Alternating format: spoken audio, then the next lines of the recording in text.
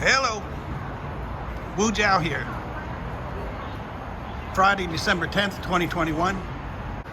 So I want to apologize to anyone who comes to this channel and doesn't want to see political stuff. I will be starting a new channel for that soon. So this will be the last one. First, let me start by saying that I'm not a big Olympics guy. I don't really care for it that much. I think it was yesterday morning, I saw an imbecile making a statement. So some people might argue he's not an imbecile. Well, maybe he's not, but the statement that he made certainly was imbecilic. So it was actually this yesterday morning when I saw the actual video. So you'll have to forgive me if I don't get his quote exactly perfect. It went something like this.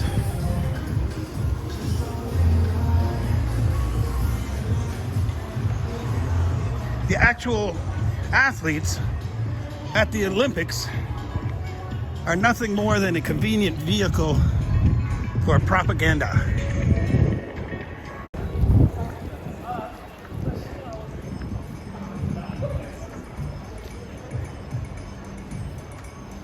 So that's an absolute insult to athletes around the world. So not only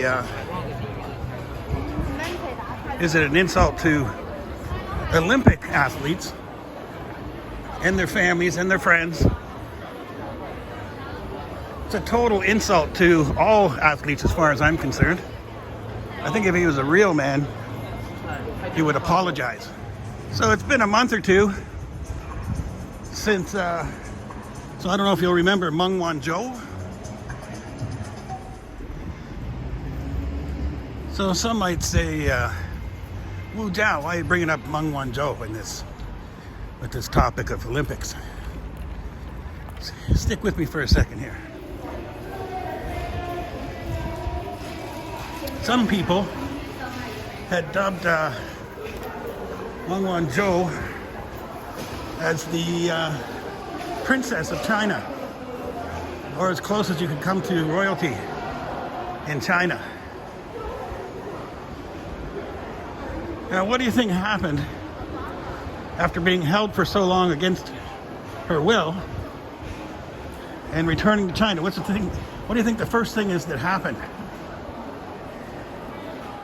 Yes, of course, there was a big crowd there to welcome her back that weren't allowed anywhere near her.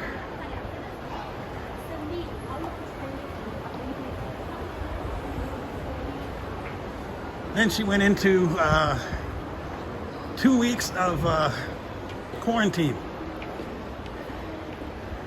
And then she actually ended up doing 3 total. So I think 1 was unsupervised. 1 week was unsupervised.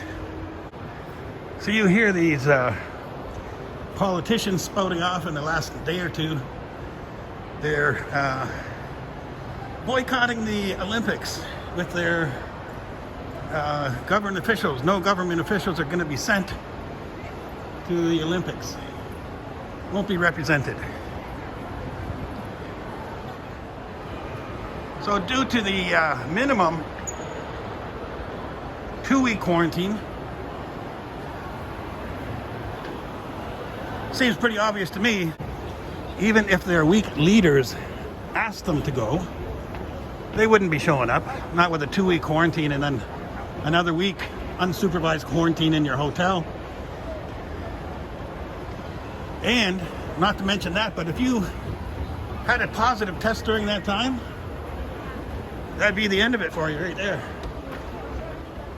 So if they would have said nothing, that would be not putting politics into the Olympics.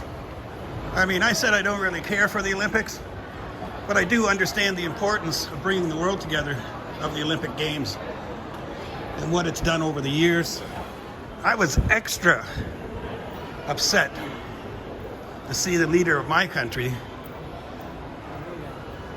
come on the TV make some accusations and say they're going to boycott the Olympics. Okay, there's a Canadian brand. It was kind of upsetting, actually. I mean, it was that's an insult to the Chinese people. You know, like I said,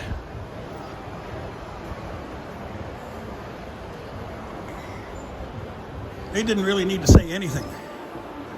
They wouldn't be coming. But they just go ahead and throw in the political side to it.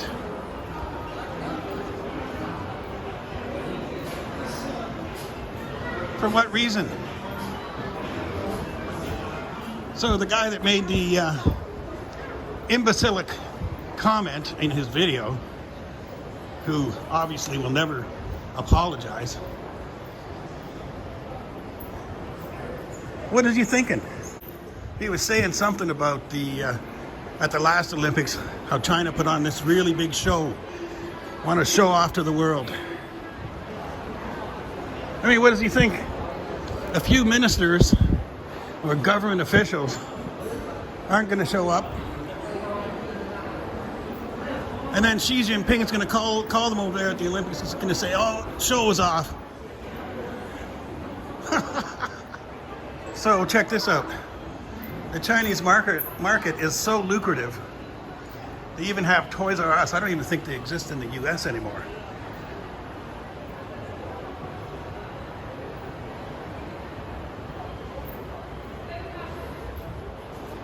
So I think it's there's 5 countries so far that are planning on boycotting, and I think Japan is considering it.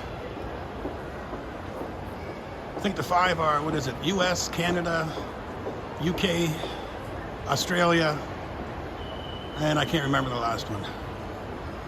So stupid.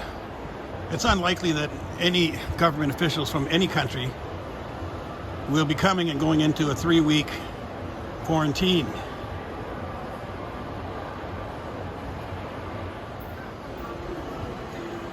Another Canadian product. Not that many here. Oh, a Japanese brand.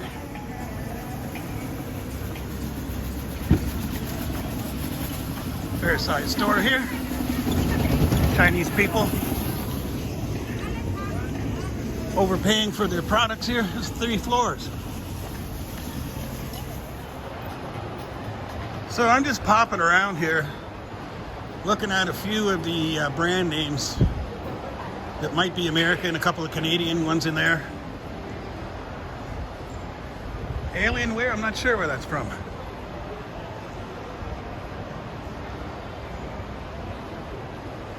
But yeah, I kind of got pissed off watching that, between seeing the imbecilic comment and watching my Prime Minister.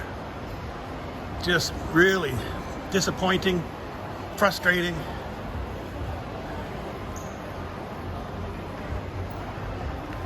So I went out last night, and I was going to actually just show you a number of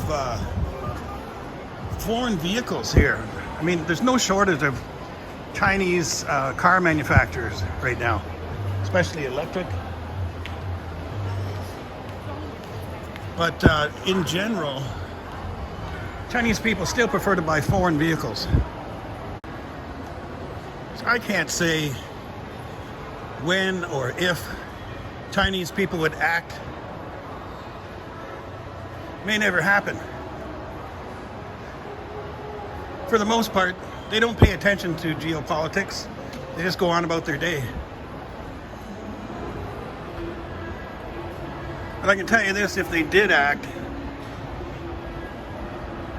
you can tell even just by the how the pandemic was handled. They act basically as one. It's another wild store here. Yeah, they'll act all together. It's like they'll almost be sleeping, but then keep poking that dragon. You'll find out what happens. There's a Japanese product right there.